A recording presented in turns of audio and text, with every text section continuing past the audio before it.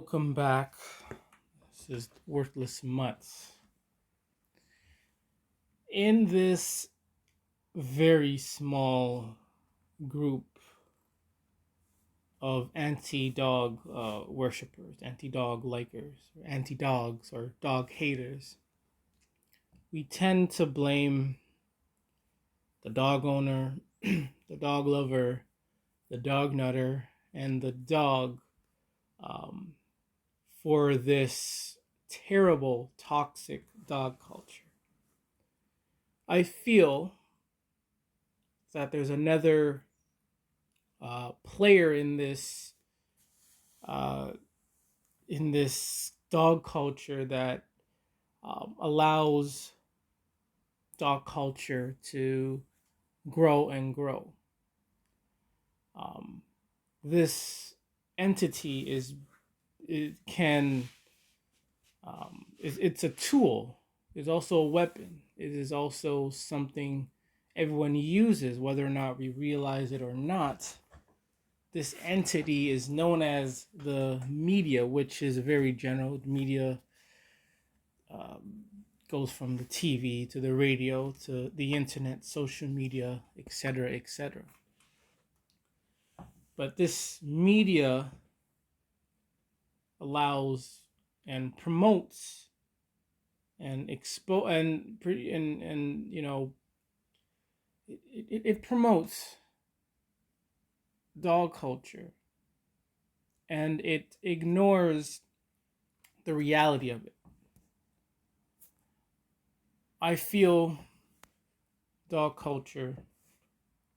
So for this video, I want to go back to the beginning of where this dog culture it really began. Not in the 1800s of where it began, but where do you think it really began? Like for children, where did dog culture like really starts? Like you're born, where does it start for you as a person? Where does it always start?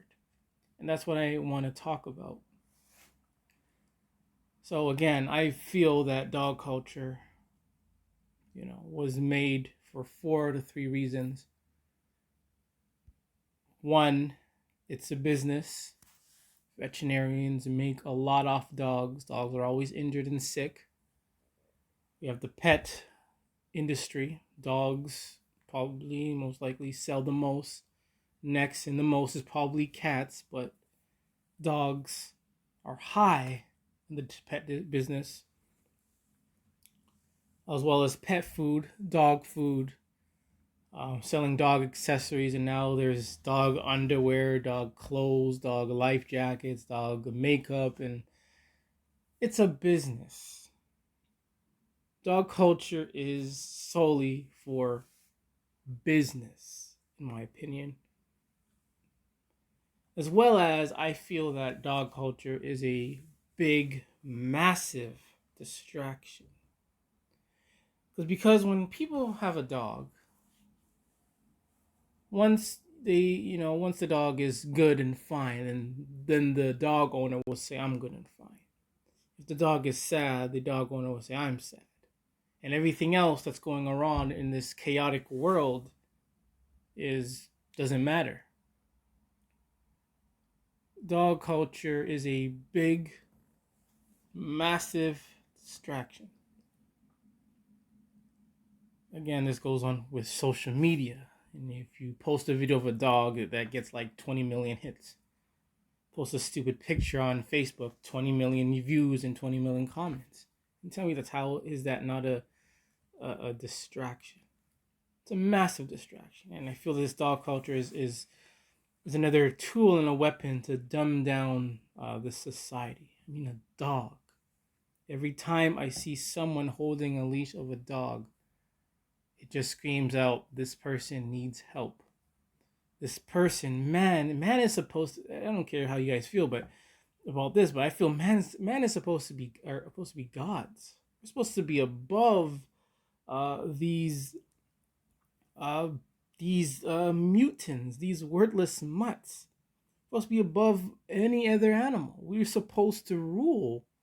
I'm not saying as rule as in enslave and dominate, but we're supposed to be better than this. Not holding a leash of a dog and then picking up their shit. No other animal does this. No other animal, no other being picks up someone else's shit. Unless you're a fly or maggots, which maybe these dog lovers are, picking up someone else's shit. I mean, a dog shit. Come on. Anyways, the other reason I feel that is the reason behind this dog culture, I believe that there is a a hidden hand.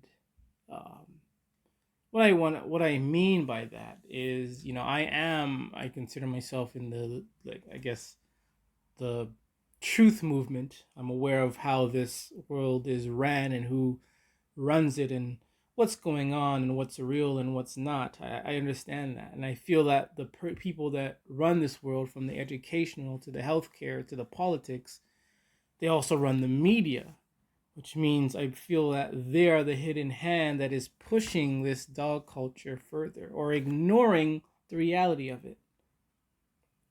These people are willing to lock down countries, mind you. They will lock down countries because of a new flu, and they will put procedures in order to keep everyone safe.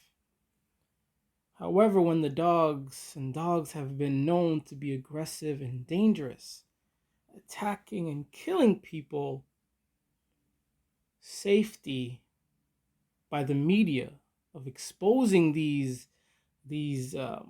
worthless mutts doesn't happen. They don't expose these worthless mutts. But if you walk into a store without a face mask, you'll get exposed.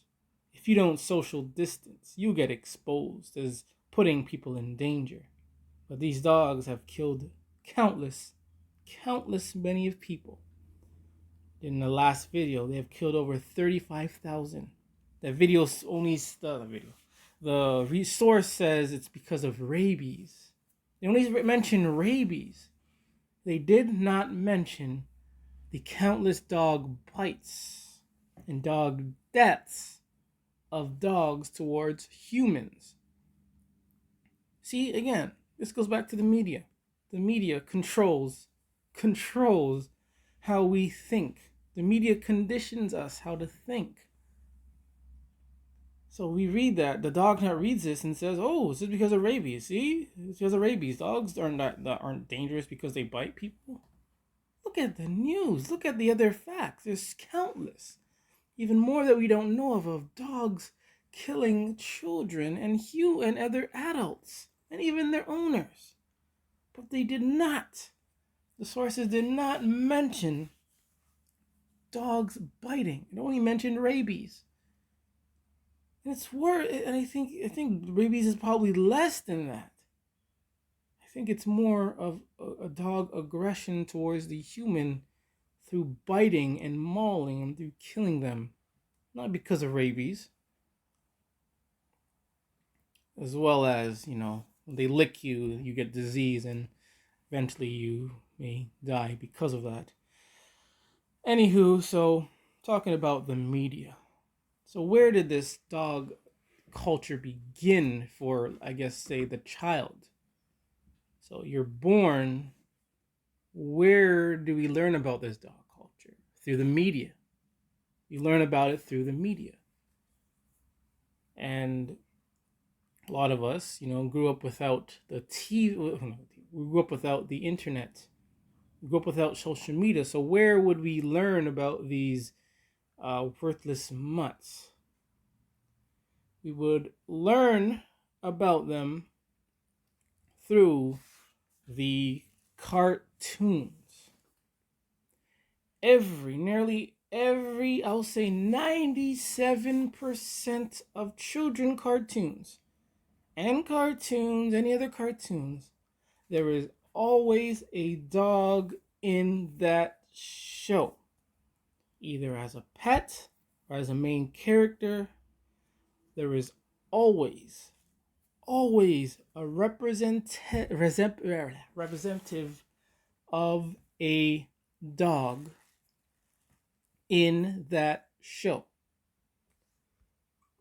There are many. There is more than what is displayed on the screen, if you can see it. There is more than this. Way more. Nearly every show, every movie, there is always a dog in there. You, as a child, watching these shows, you see dogs. Every time, every show, you see dogs. And usually, the dog is displayed as dirty, greedy, eats too much, very rude, obnoxious. And whereas the cat is displayed as evil, conniving, sneaky, all the, evil traits. But the dog is also has these terrible, bad, rude traits. But yet the cat is seen as like the devil, and the dog, even though the dog is rude, obnoxious, the dog gets put on a pedestal every single time. So as a child, you're watching this and you realize the dog is rude and obnoxious and likable, and they worship the dog at the end. They subliminally, I believe it's subliminally, worship the dog and put this dog on a pedestal. It goes into your subconscious that dogs are great. Dogs are lovable. Then we have the other side of dogs, where sometimes some of them, are nice, are smart, are cool, are very intelligent, are relaxed. They save the day. Some of them do. So again, that as well goes into the child's subconscious, thinking dogs are great. Well, usually the cat is displayed as does nothing. Usually sometimes the cat just stays there and does nothing. But sometimes, again, the cat is displayed as evil, very conniving. And that goes into their subconscious as well, saying cats are evil. Because usually in the cartoon, the cat is displayed as a very evil animal. And the dog is displayed as this innocent. Even though the dog is rude, sometimes the dog is very intelligent. Sometimes the dog behaves very well. And that goes into their subconscious, thinking, okay, dogs are wonderful. Dogs are wonderful. When in reality, dogs are somewhat like the cartoons, where they're rude, obnoxious, and they bite, they're greedy, they eat too much. That's true, but end of the day, in reality, dogs are nothing like the cartoon. They are actually worse. They're worse. Because in a cartoon, you never really see the dog mauling people. You don't see that. You see the dog being nice, dog smiling, dog, behaving nice for treats and sitting well, not barking, not making noise. But in reality, it is the complete opposite. So I believe that watching these shows as a child, you're subliminally conditioned. I wasn't, because I always hated dogs. I always hated dogs as a child. Even watching some of these shows, I've always hated them. They look weird and goofy, I may have liked the show, but the dog, I just never liked dogs. So I believe that this obsession begins with the media, with cartoons that involve the dog.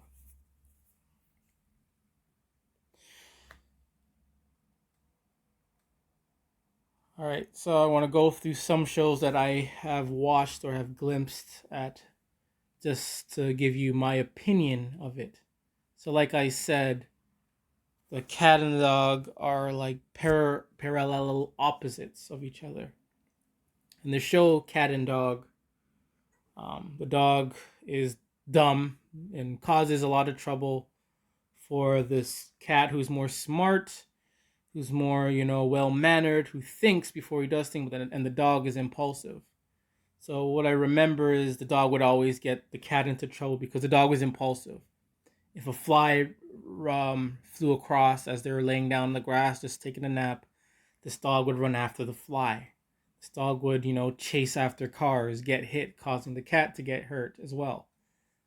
So you watching this, they praise the stupidity of the dog, at the same time being mellow and cool and thinking, being critical, is seen as evil. You even have the red and blue, because sometimes you gotta look at colors as well. Colors play a very significant role in conditioning people. Red is seen as evil or as blood, and blue can be seen as heaven or good or joy type of things. So you have the cat with the red, which would symbolize evil, even though the cat in this show was very calm. He was very calm, didn't want trouble at all. And dog is symbolized with the blue, which could mean great, good things, positive, more positive. But the dog was always getting the cat into trouble. So here we go, have again of dog conditioning through the media. Then we have Family Guy. I used to like this show as a kid, but as I get older, you start growing up and maturing and realizing these shows are just so garbage. And like I said, like dogs are a distraction. These shows are also a distraction as well. Brian is a dog that is probably the smartest in the house. So we have a dog that is displayed as the smartest out of Peter, Megs, Brian, Lois, and Stewie's smart. I'll give him that, but Brian is displayed as very more down to earth than the rest of the family. I wouldn't say smartest. Stu would probably be the smartest, but the dog is displayed as the most down to earth. You look at Peter and he's reckless. Look at Brian and he's an idiot. Look at Megs and she gets bullied and picked on and she's like the black sheep. You look at Lois and like what is she good for? What does she do? You look at Stewie. Stewie is like a very evil baby, but Brian is displayed as like an angel of the family. This dog is a dog, a mutt, which looks like I don't know what type of dog this is, but I'm gonna guess it looks like maybe a pit bull. It could look like a pit bull that is displayed with better mannerisms than the whole family. Sure, Brian does have drug addictions as well, but at the end of the day, like he is the most down to earth of the whole family, probably of the whole like main cast of characters. He's the most down to earth character in this show. And again, I used to watch this as a child. You look at this and this subconsciously gets into your head as dogs are good, dogs are great. See? This dog is very great. This dog is better than people. And that gets into your head. This dog is better than people. And in the real world you say dogs are better than people. So I believe again this is a way of Family Guy is just again another tool of distracting man. Got its name, but in this show, Doug is very naive, he's kind of a wuss in the show. Whereas his own dog is like very intellectual, very smart, very spontaneous. I would even say maybe it tries to make him funny. Whereas for Doug is this boring, kind of lame, normal character. Everyone else around him are basically either rude or just stupid. But this dog, even in a few episodes, this dog saves the day. With its antics. So watching this show, you think people around this dog are lame, and this dog is very spontaneous. So you adapt that dogs are great and people around him are lame. Sherman and I think it's Peabody. I remember. So another movie show of the intellectual dog with a naive owner boy, where they travel, and this dog is like very intellectual as the child, but the child is like very naive. So we have a human that is naive, and yet the dog knows more than the human. So when as a child watching this, you think, okay, dog is very smart, human is very naive. Even by looking at this picture, you can tell this child looks very confused or very like wondering, like what? As this dog looks very, intellectual with the glasses. Like this dog looks more intellectual with the glasses than the boy. So it's unfortunate. So this is what children have to watch. We watch smart dog with naive boy.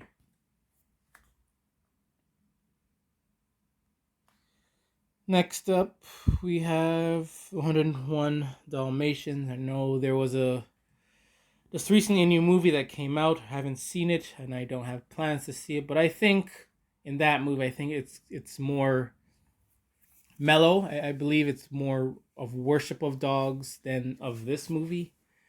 I think it's, in my opinion, it's gonna be very PG, like very very PG. It's not gonna be about cruelty towards dogs, but I think it's gonna be very more like, I don't know, something that's very PG and very boring, in my opinion. So 101 Dalmatians, from what I know, it's about this lady that wants to make clothes out of dogs. And the dogs are worshipped as these nice little innocent creatures, and the humans, her and her like henchmen, are dirty, ugly, and nasty, but the dogs look so pretty, and the dogs behave so nice and so innocent. They sound so nice and so cute, whereas the other main human characters are sound so evil and angry, and the henchmen are ugly and just dark and black, and it's like in the humans world it's so dirty and gloom, and it's just so uninviting. But when you look at the dogs, it's like, whoa, it's white and it feels good. Even like looking at this picture, you can tell the home is so gloomy, and it's like you just don't want to be there. But you look at the dogs just light up the whole picture. So again, you're looking at this as a child, you think dogs are good, people are bad. Then there's Odie from Garfield. This is another annoying, obnoxious dog that that is very annoying. Like this dog was very annoying. He would always jump on either the owner, or jump on Garfield, jump on visitors, and start licking them all over. It was just so obnoxious. Yet the dog was again looked at as, innocent and fine. And the owner doesn't do anything to discipline the dog at all. Doesn't do a single thing. In each episode, the dog would always jump on people, bark on people, lick them in their face. And look at it. Look at this thing. If you thought dogs in real life were ugly, but they can't even make a good looking dog in cartoons. Look at this. It looks like a deformed version of the Tasmanian devil. Even the Tasmanian devil looks good, but this looks very stupid. Then you have, Garfield is his counterpart, where the cat, again, the Garfield does have some negative traits, as lazy, greedy, eats too much. I get it. But, Garfield again is seen as this overall awful being that doesn't really do anything. The Garfield doesn't do a single thing.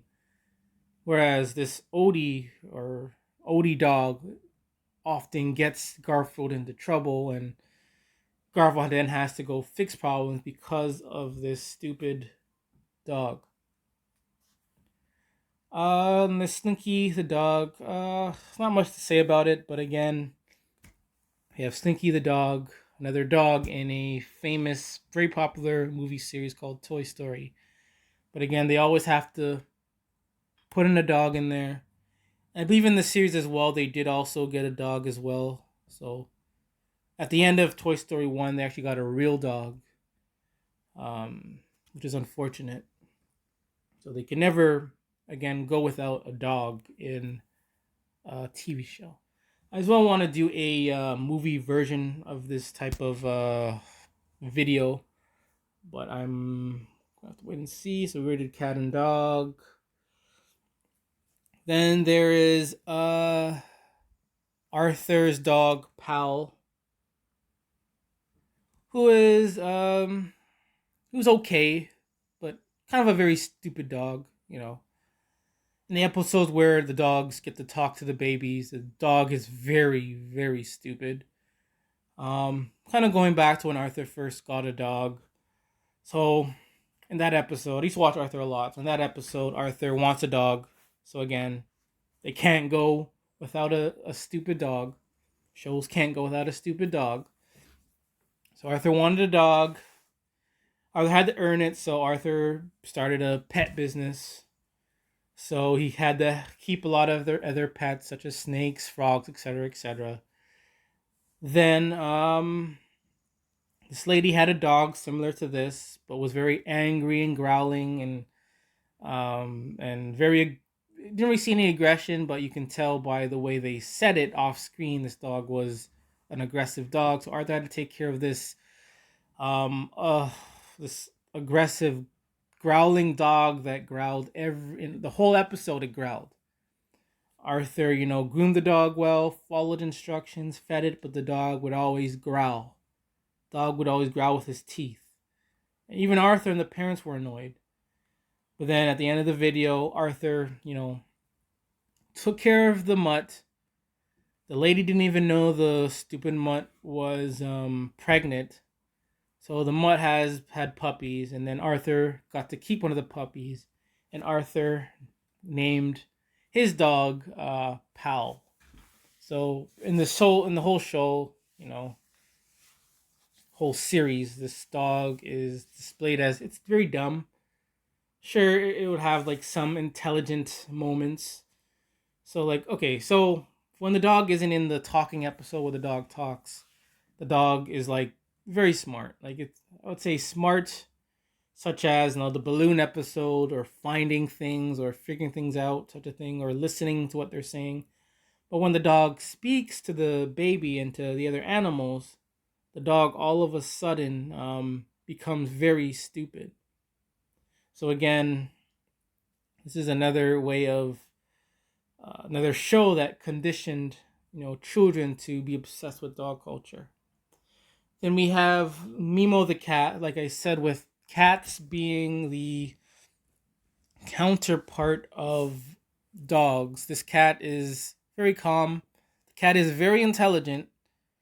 But yet the show displays the cat as very evil, very cunning, very conniving, very manipulative. Whereas the dog, who's very stupid, is still worshipped, and the cat is like hated.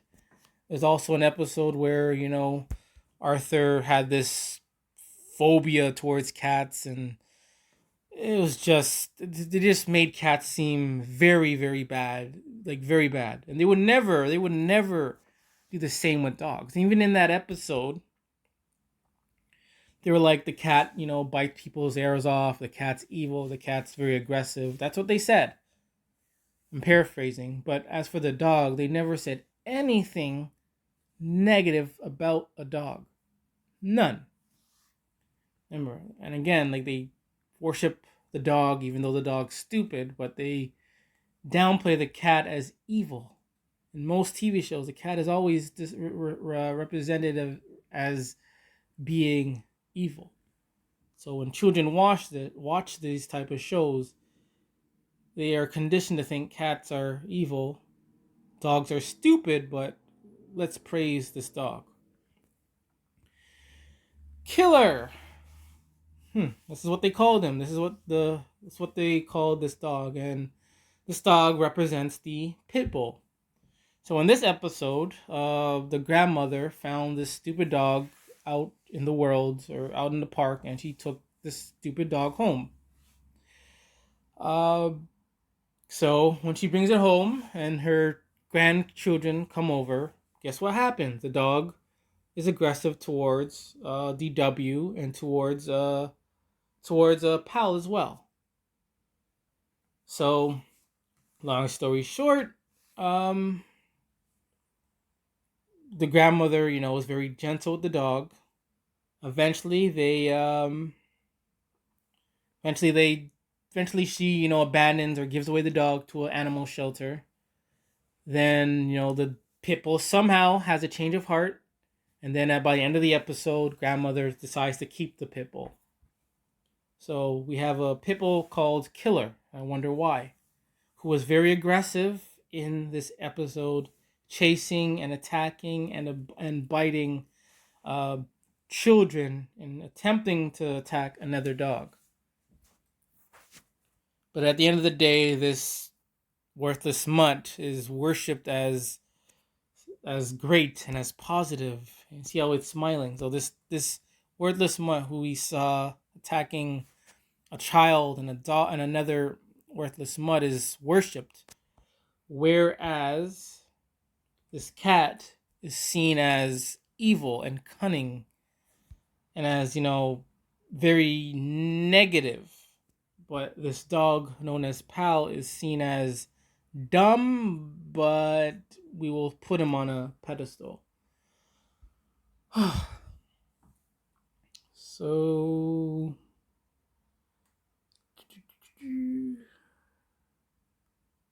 yeah, so then again, there are countless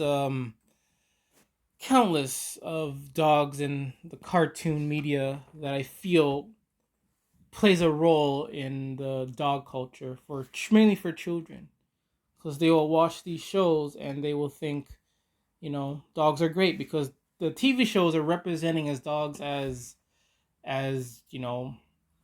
great pets because they're smiling, they behave themselves sometimes.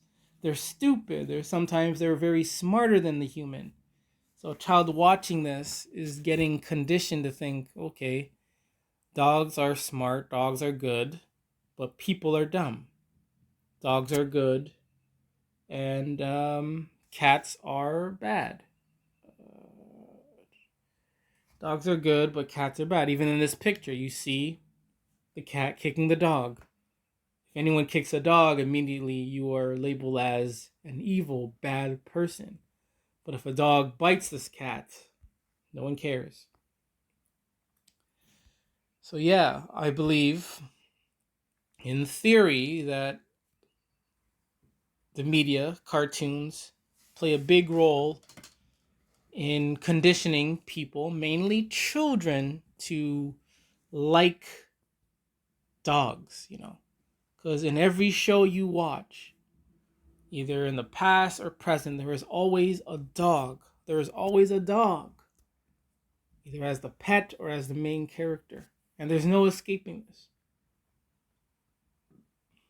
You want to live dog free. I don't watch a lot of TV, but even if you watch TV, there's always some dog in there. There's always a cartoon with a dog. Everything you watch, a dog is involved. YouTube, every video you click, there's a dog. You can't escape this.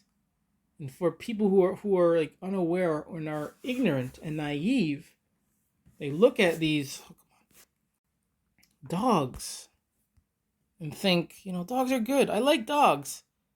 And they represent people as evil and bad, as dumb, but the dog is, smart and lovable.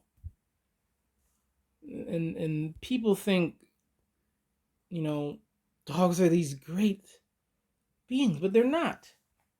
In cartoons, they may be displayed as good and positive, but in reality, it's completely different.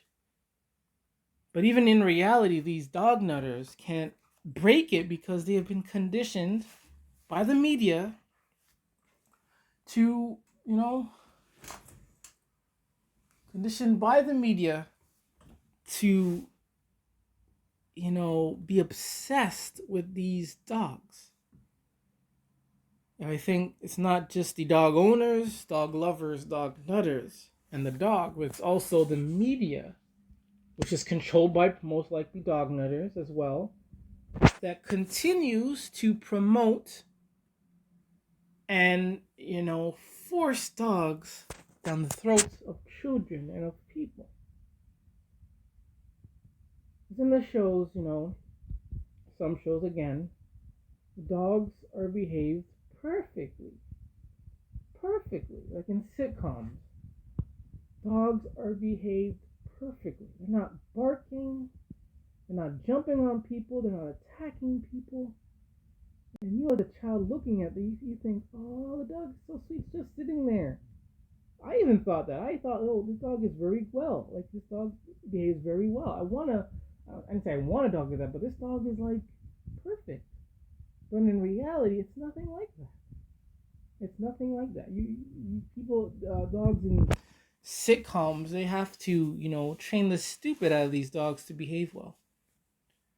And if the dog doesn't behave well, they kick the dog out and they get a new dog and so forth. So again, I know my voice, I talk all over the place. Still in a learning process of talking better. I'm much of an introvert. Again, I'm not really a people person. I just keep to myself. So doing something like this, I wouldn't say it's a struggle or challenging. It's just something that I'm not used to, and I know I feel like I'm just rambling, and sometimes I'm probably not even making any sense, but I hope the message is clear. And the message, just to summarize, is that, once again, the media plays a big role.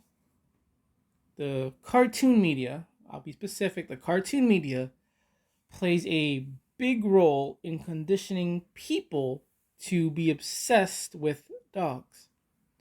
In the cartoon world, we have dogs that are greedy, are loud, rude, obnoxious. They like to invade your space, but at the same time, they put these dogs on a pedestal. As for cats, they're displayed as calm, they don't do anything, but yet they're displayed as evil and as bad and as, conniving.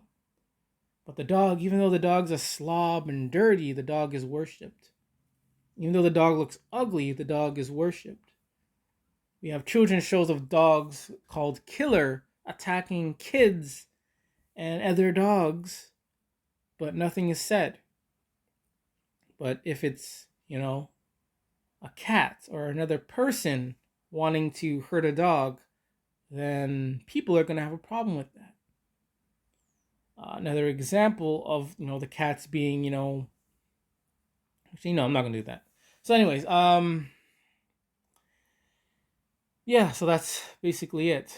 So I think I spoke too much, but I hope, the message is clear. I hope you understand at least something about this video, so we can, wake people up regarding this terrible dog culture. This is Worthless Mutts. And remember, it's not just about the dog owner and the dog lover and the dog nutter and the dog that is responsible for this horrible, horrible society and culture that we live in regarding the dog. The media plays a key role in how we think and perceive things. This is Worthless Months, last time. And just remember, it is okay to hate dogs.